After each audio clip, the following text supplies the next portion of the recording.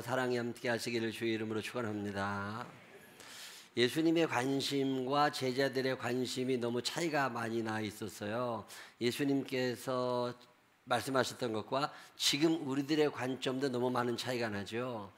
누가복음 17장에서 예수님께서 강조하셨던 이야기는 구원에 관한 이야기입니다. 구원받은 한 사람의 이야기를 하시면서 치료받은 사람은 몇 명이었는데, 그때 문둥병 고침받은 사람이 10명이었는데 그중에 구원받은 사람은 한 사람이었다. 그러면 예수님이 강조하시는 것은 치료예요, 구원이에요? 구원이다. 치료도 중요하지만 치료가 되고 안 되고가 중요한 게 아니라 내 영혼이 지옥에서 천국으로 옮겨졌다는 게 중요한 거다. 지금 이런 얘기를 누가복음이 적고 있는 거거든요. 누가복음 17장에도 바디메오라는 사람이 고침을 받았는데 거기에 여리고에 있던 사람들이 얼마나 많아. 근데 왜 해필 바디메오예요? 다른 사람들은 예수님을 나사렛 예수라고 부를 때 바디메오는 뭐라고 불렀어요? 다윗의 자손 예수여 나를 불쌍히 여기소서. 예수님의 관심은 그들의 치료에 있었던 것보다는 영혼의 구원에 있다. 교회는 뭐 하는 곳이냐? 영혼을 구원하는 데 관심을 가지는 것이 교회인 거지. 근데 사람들은 교회 와서 돈 벌고 싶고 교회 와서 치료받고 싶고 교회 가서 위로받고 싶고 이런 게 너무 강해지는 거죠. 이게 물론 균형도 있어야 되지만 궁극적인 골은 어디에 있느냐면 치료나 위로나 부유함에 있는 게 아니라 영혼의 구원에 있는 거다. 누가복음 20장에 나오는 삭개오 이야기도 같은 맥락이에요. 삭개오라고 하는 사람이 예수님을 만났다, 뽕나무에 올라갔다, 그의 열심 뭐 이런 것도 중요하지만 그에게 예수님이 뭐라고 선포하셔요? 너는 이제 아브라함의 자손이 됐다. 너도 이제 구원받은 사람이 되었다. 자, 그러면 오늘 우리의 모든 관심, 모든 시야, 모든 관점은 치료나 부유함이나 위로함이나 이런 데 머물고 있다면 우리는 아직 미숙한 사람들이고 우리의 최종적인 골은 어디에 있어야 되느냐? 영혼의 구원에 있는 거다. 우리 생명나무 교회 나오는 모든 분들이 영혼의 구원을 받는 사람들이 되시기를 주의 이름으로 축원합니다. 주 예수를 믿으라. 그러면 너와 내 집이 구원을 얻으리라. 근데 교회는 구원에 중심을 두고 살아가야 되는데 이걸 자꾸만 잊어버리는 거죠.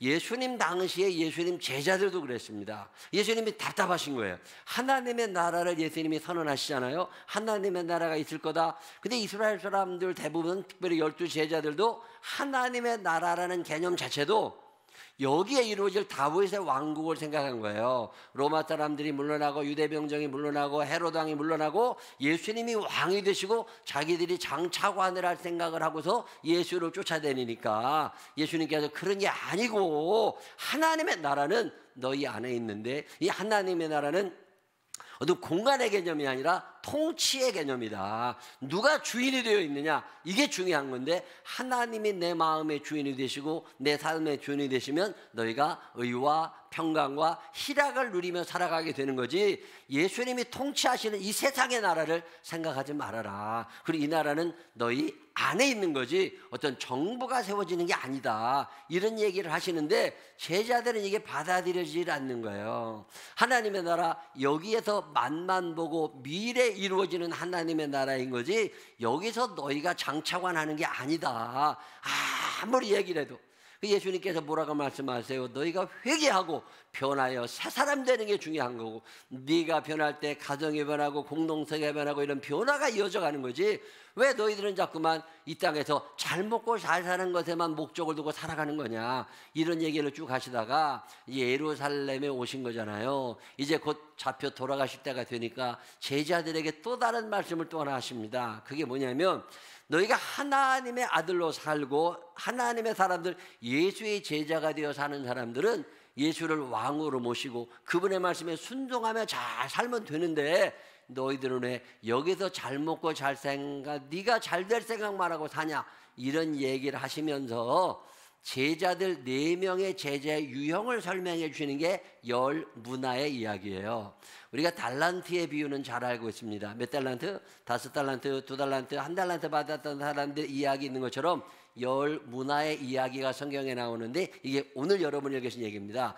열 문화의 이야기하고 달란트의 이야기는 전혀 다른 이야기입니다.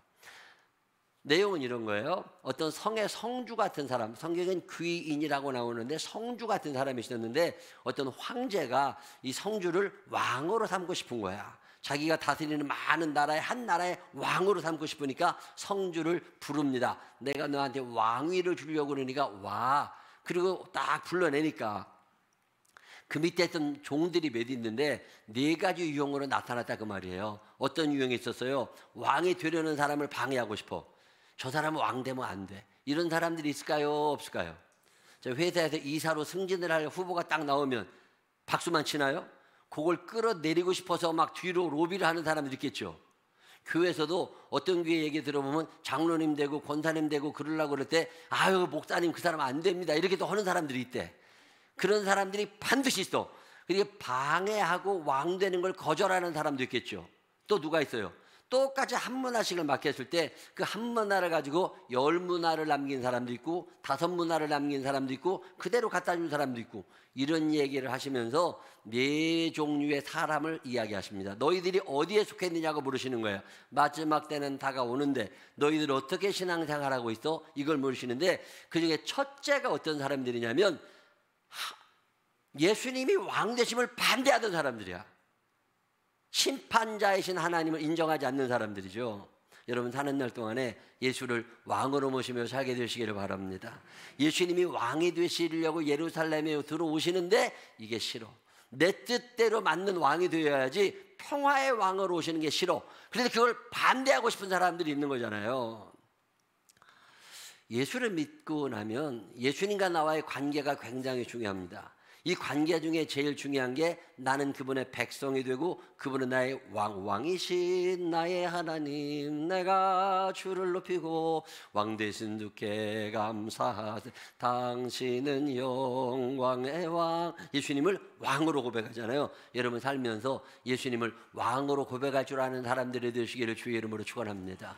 근데 교회는 오래 다니면서도 예수가 나의 왕이 아닌 사람들이 너무 많고 내가 내 자신이 내 나라의 왕인 거야. 내가 왕이 되어 살다 보니까 예수님이 왕이 되실 수가 없는 거죠. 예수가 왕 되는 걸 방해하는 사람들 이거 너무 많습니다. 내가 왕이 돼야 되니까. 헤롯 아켈라오라고 하는 사람이 있었는데 이 사람은 누구냐면 헤롯 대왕의 아들입니다. 헤롯 대왕이 이스라엘 지역 전체를 다 다스리고 있다가 이제 죽을 때가 되니까 로마 황제가 그때 이스라엘의 식민지였으니까 이스라엘의 왕을 임명을 또 해야 돼. 그때 유력한 사람이 누구냐면 헤롯 아켈라오라는 사람이에요. 이 아들이 이제 다음번 왕이 될 차례야. 헤롯 아켈라오는 당연히 자기가 왕이 될 줄 알고 있었지. 그랬더니 어떤 놈들이 헤롯 아켈라오가 왕이 되면 큰일 납니다. 그리고 로마 황제한테 계속 가서 로비를 하는 거야. 아켈라오 왕 안 된다고. 로마 황제가 헷갈려. 이거 헤롯 아켈라오가 왕인데 아니야? 얘가 그래 인기가 없어? 그래가지고 어떻게 해요? 나라를 셋으로 나누어. 그래가지고 세 사람한테 나눠줍니다. 나라를. 이걸 분봉왕이라고 그래요. 자, 헤롯 아켈라오 입장에서 갈릴리 지방과 유대 지방 사마리아를 다 다스리려고 그랬는데 밑에 조금만 다스리게 됐어. 화가 났네. 어떻게 했겠어요? 자기가 왕됨을 방해하던 사람들을 죽이기 시작합니다. 그의 재임 기간에 자기가 왕됨을 방해했던 사람들 8,000명을 죽입니다. 그 3대를 다 멸하는 거죠. 이런 엄청난 일이 벌어졌어. 이 사건을 알고 계신 예수님, 이 사건을 알고 있던 사람들에게 예수님이 무슨 말씀을 하시는 거예요? 아켈라오도 그렇게 많은 사람들을 죽였는데 예수를 왕으로 모시지 않는 사람들, 예수님을 왕이라고 고백하지 않는 사람들의 결국은 어떻게 될 거다? 하나님 나라에서 멀어지게 될 거고 지옥불에 떨어지게 될 거다. 그래 너희들 어떻게 살아라? 예수님을 왕으로 모시며 살아라. 자, 누가복음 19장 27절 한번 읽어봅니다. 시작. 그리고 내가 왕됨을 원하지 아니하던 저 원수들을 이리로 끌어다가 내 앞에서 죽이라 하였느니라. 예수를 왕으로 모시며 살게 되시기를 바랍니다. 내가 내 인생의 왕이 될 만한 사람이 아님을 아셔야 돼. 나는 내 인생의 왕 되면 큰일 날 사람이야. 예수를 왕으로 모시며 그분을 높이며 살게 되시기를 주의 이름으로 축원합니다. 예수님 지금 이 말씀을 첫 번째로 하십니다. 두 번째, 세 번째, 네 번째는 무슨 말씀을 하시냐면 똑같이 한 문화씩을 나눠 주셨어요. 한 문화는 우리나라 돈으로 지금 따지면 1억 5천만 원쯤 됩니다. 자, 성주가 1억 5천만 원씩을 나눠줬어. 자, 그럼 여러분 같으면 뭐 할 것 같으세요? 자, 이거 갖고 돈을 내가 벌어서 3억을 남겼어. 그럼 이 돈이 내 돈이에요? 주인 돈이에요? 주인 돈입니다. 주인 돈이야. 종들은 소유권이 없어. 다 주인 거야. 그럼 나는 뭐만 열심히 하고 일만 열심히 하고 돈은 누가 다 가져가? 주인이 다 가져가. 자, 여러분 같으면 일을 해요, 안 해요? 이때 어마어마한 일이 벌어지기 시작합니다. 자, 종들은 소유권이 없어요. 모든 소유권은 주인이 갖고 있어. 주인이 1억 5천만 원씩을 다 나눠주면서 뭐라고 그래요? 너희들 마음대로 장사를 해라. 내가 돌아온 다음에 결산을 할 테니까. 그리고 왕위를 받으러 황궁으로 들어간 거야. 갔다가 오는데 지금처럼 교통편이 좋을 때가 아니니까 몇 달이 걸렸겠죠. 딱 돌아왔더니 그 중에 10명 중에 한 종류의 사람들은 뭐라고 그랬어요? 주인님, 나한테 몇 문화를 주셨는데, 한 문화를 주셨는데 얼마가 남았어요? 10문화를 남겼습니다. 10개를 딱 갖다 줬어. 이런 사람들은 어떤 사람들이냐? 평소에 실력을 쌓은 사람들이에요. 태어난 게 달라. 배운 게 달라. 어렸을 때부터 뭔가 달랐어. 나는 어렸을 때부터 용하다는 얘기 많이 들었다. 그런 사람을 끄떡끄떡 한번 해봐요. 이런 사람들은 한 문화를 받았지만 몇 문화를 남겨야 돼? 10문화를 남겨야 될 사람들인 거지. 이런 사람들은요, 살아가는 게 다릅니다. 제가 요즘에 많이 느껴진 거지만 정말 달라.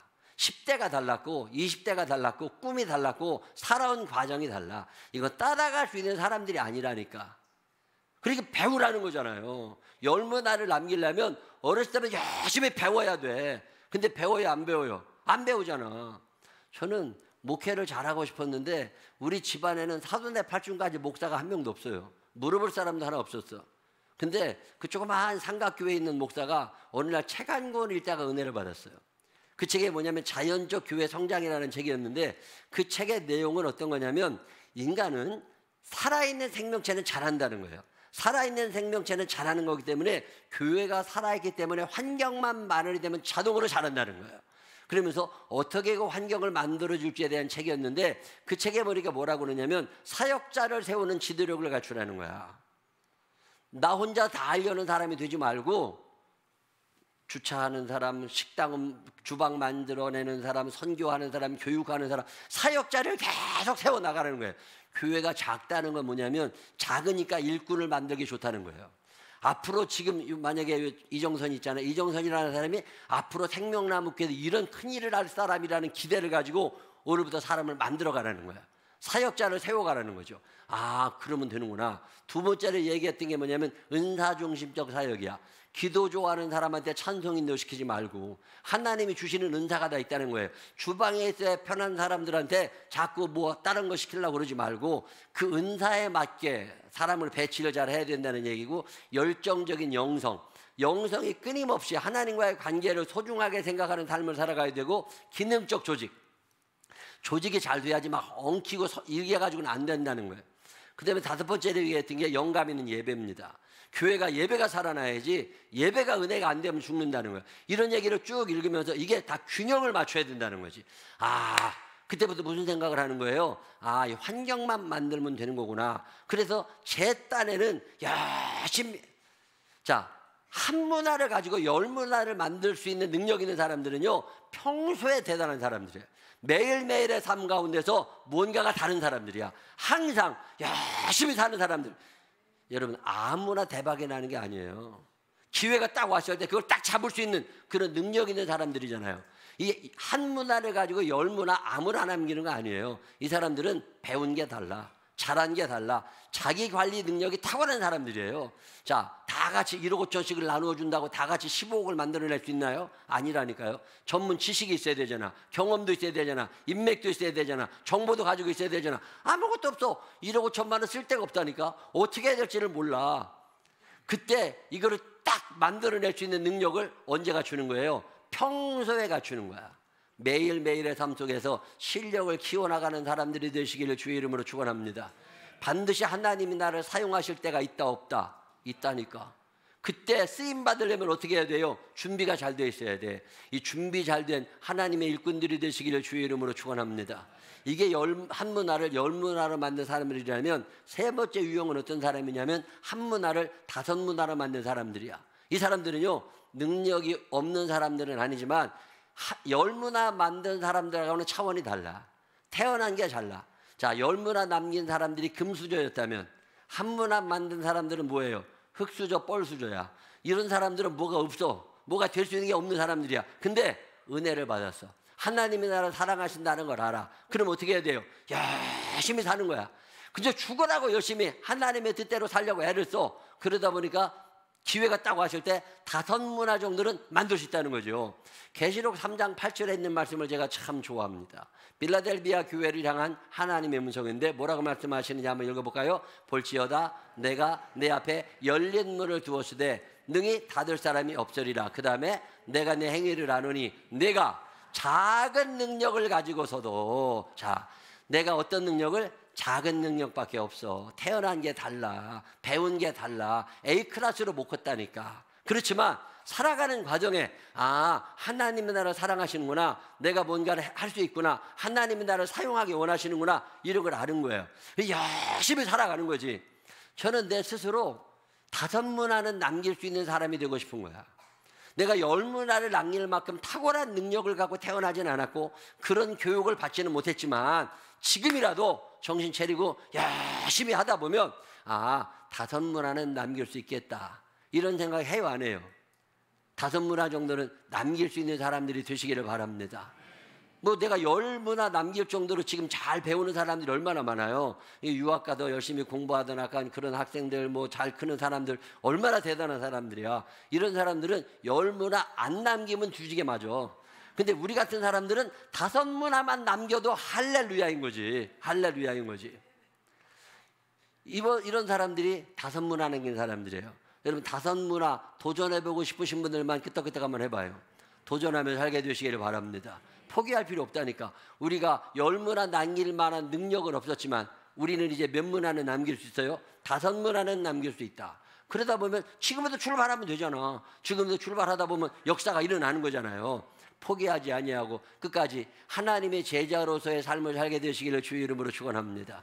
예수님이 이 말씀을 하시는 거예요. 늦게 출발한 사람도 있고 못 가진 사람도 있지만 결국 남겨서, 자, 근데 제일 중요한 게 누구냐면 한 문화 그냥 가지고 온 사람들이야. 오늘 말씀의 핵심은 여기에 있습니다. 한 문화를 가지고 온 사람들은 모르는 게 있었다는 거예요. 이들이 몰랐던 게 있어요. 그게 뭐예요? 첫 번째 뭘 몰랐느냐면 왜 맡기시는지를 모르는 거예요. 자, 10문화, 5문화, 한 문화 가져온 사람들에게 왜 한 문화씩을 똑같이 나눠줬을까요? 왜 그랬어요? 자, 황제가 이제 성주를 불러가지고 뭘 삼으시려고 그래요? 왕을 삼으려고 그래. 자, 왕이 됐어요. 그럼 내가 다스려야 될 고을이 얼마나 많아? 어마어마 수천 고을을 다스려야 돼. 수백 고을을 다스려야 돼. 혼자 다스려 못 다스려요? 못 다스리지. 그럼 어떻게 해야 돼요? 믿을 만한 사람에게 위임을 해야 되잖아. 믿을 만한 사람을 사또로 임명을 해서 보내야 되잖아요.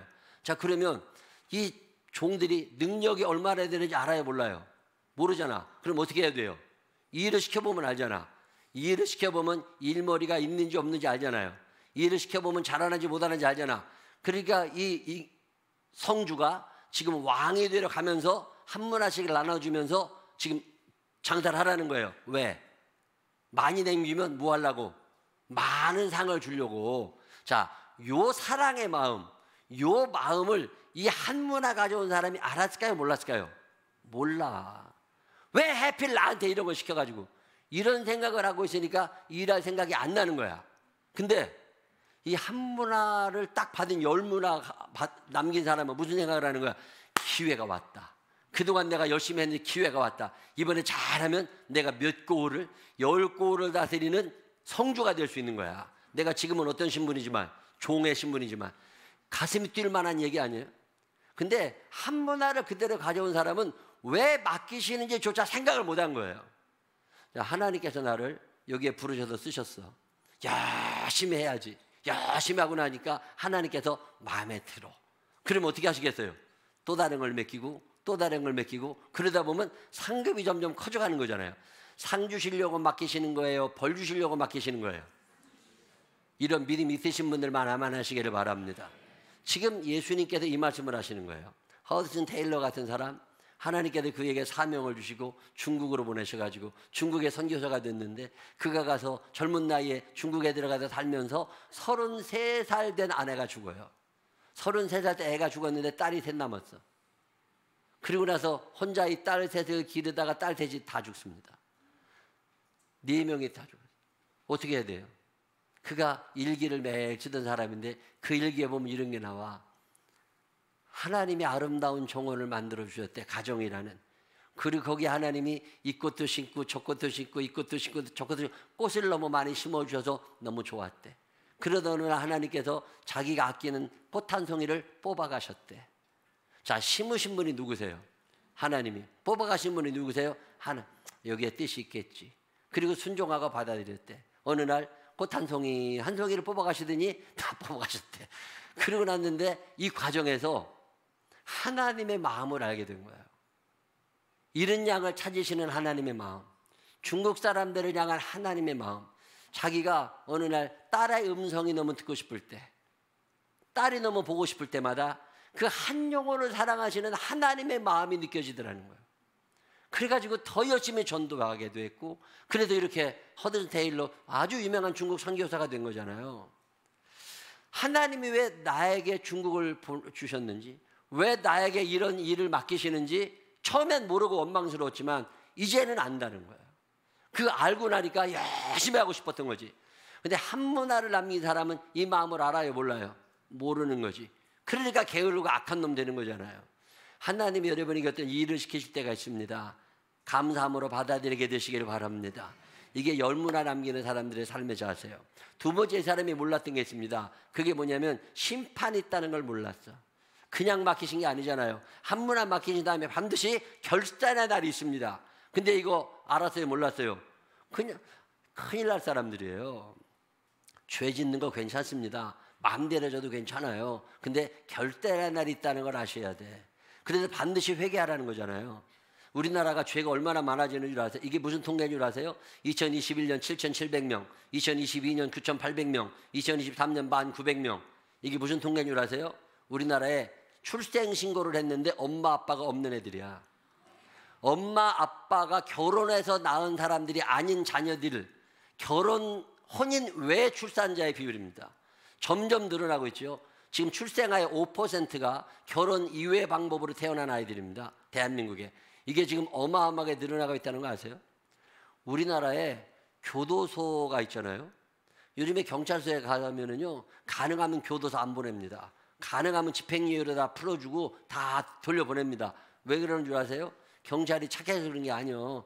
우리나라 전국의 교도소에 몇 명이 들어가는 게 정원인 줄 아세요? 전국에 교도소가 있잖아. 우리나라 인구가 5,200만 명. 아, 그러면 교도소 몇 명이면 돼? 딱 정원 있으니까 우리나라 전국에 있는 수감자들을 수감할 수 있는 시설이 5만 명이 안 됩니다. 전국에 있는 교도소 다 합치면 정원이 5만 명이 안 돼. 근데 지금 갇혀있는 사람이 6만 명 가까이 됩니다. 이 말은 무슨 얘기냐면 10명 들어가는 방에 몇 명을 넣어야 돼? 11명 넣어야 돼. 지금 6명 들어가는 정원에 몇 명 넣어야 돼? 7명 밀어 넣어야 돼. 교도소마다 정원 초과로 난리가 난 거야. 교도소 새로 지면 되잖아. 자, 장지동에 교도소 하나 짓는다 그러면 여러분 어떻게 되겠어? 파인타운 난리 납니다. 이게 져요, 못 져요? 교도소는 못 짓는데 죄인은 너무 늘어나고 있으니까 그냥 다 풀어주는 거야. 그럼 이 사람들이 세상에 나와서 어떻게 해요? 또 죄 짓고 살아. 난리가 나는 거예요, 지금. 여러분, 하나님의 심판의 때가 있음을 알아야 돼. 이걸 모르니까 말 함부로 하고 다니고 남 끌어내리고 엄한 짓 하고 다니는 거 아니에요. 반드시 결단의 날에 있음을 기억하시기를 바랍니다. 이 한문화 남긴 사람이 몰랐던 거 하나 있습니다. 그게 뭐냐면 도전, 용기, 이런 단어를 몰랐어. 한문화 1억 5천만 원 주시면 여러분 뭐라도 해야 돼, 안 해야 돼? 뭐라도 할 것 같지? 할 것 같은 사람들은 어떤 사람들이냐면 평소에 자기 준비를 한 사람들이야. 근데 이 자기 준비가 안 돼 있어. 정보가 없어. 지식이 없어. 그럼 어떻게 해요? 어떻게 해야 될지를 몰라. 어떻게 해야 돼요? 싸놔야 돼, 그냥. 이거 했다가 망하면 안 돼. 이런 사람 대부분이라는 거 아세요?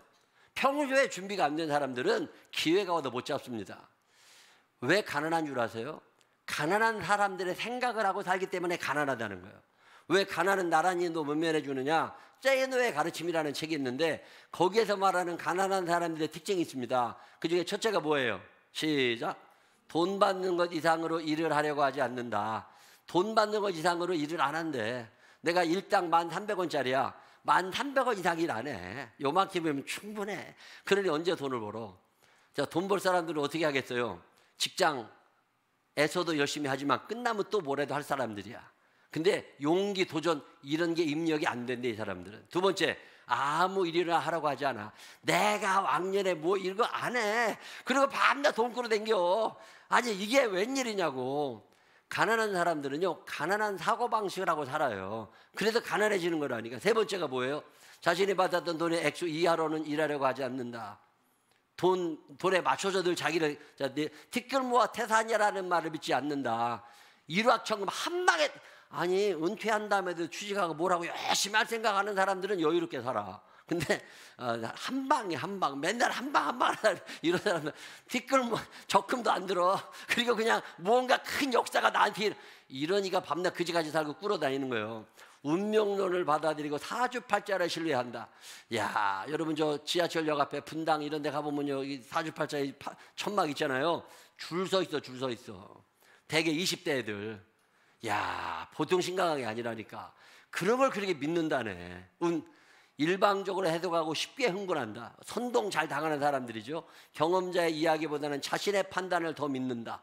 늘 지가 옳다고 생각하는데 나도 틀릴 수가 있다니까. 근데 늘 지 뜻대로만 하려고 하는데, 그러니 평생 그지로 사는 거야. 이런 사람은 한 사람도 없게 되시기를 주의 이름으로 축원합니다. 오늘 예수님이 문화의 이야기를 하시면서 하시는 게 뭐냐면, 너네들 사는 동안에 예수를 어떻게 왕으로 모시며 살아가야지, 너네 그거 그렇게 살면 안 된다. 너 스스로 왕이 되면 안 된다. 이런 얘기 하시면서 언제 너에게 기회가 있을지 모르니까 매 준비를 하다 보면 그때가 올 거잖아요. 하나님의 말씀이 어떤 말씀이었는지 평소에 순종하던 사람들은 결정적인 말씀에서 순종합니다. 근데 평소에 순종 훈련이 안 돼 있는 것들은 결정적일 때도 순종을 안 한다니까. 내가 태어날 때는 별거 아니었지만 5문화 정도는 남길 수 있잖아요. 이게 5문화 남기면 제가 참 좋아하는 유형의 사람들이죠. 여러분 사는 날 동안에 이 문화의 비유가 여러분 안에 있어서 나는 지금 몇 문화를 남기려고 준비하고 있는 사람인가, 한 번쯤 나를 되돌아보면서 그 기회가 왔을 때 10문화를 남길 수 있을 만큼 매일의 삶 속에서 성실함과 진실함과 정직함으로 살아갈 수 있는 믿음의 사람들이 되시기를 주의 이름으로 축원합니다. 기도하겠습니다. 사랑이 많으신 아버지 하나님, 몇 문화를 남겨야 될지 한 번쯤 생각해 볼 수 있는 한 주간이 되기를 원합니다. 나는 하나님께서 1억 5천만 원을 주시면 얼마를 남길 수 있을까? 그 많은 실력, 그 많은 지식, 그 많은 인맥, 그 많은 경험이 있을까? 그런 마음의 준비는 되어 있는지. 하나님, 우리를 사용하기 원하시는데, 더 큰 상급을 주기 원하시는데 준비하지 못하고 사는 어리석은 자가 되지 않게 하여 주시옵시고, 준비된 사람이 되게 하여 주시어서 맡겨주시면 충분히 충성하고 하나님께서 원하시는 것을 충분히 해드릴 수 있는 믿음의 사람들 되게 하여 주옵소서. 인도하시고 축복하시고 사용하실 주님을 찬양하오며 예수님 거룩하신 이름으로 기도드렸습니다. 아멘.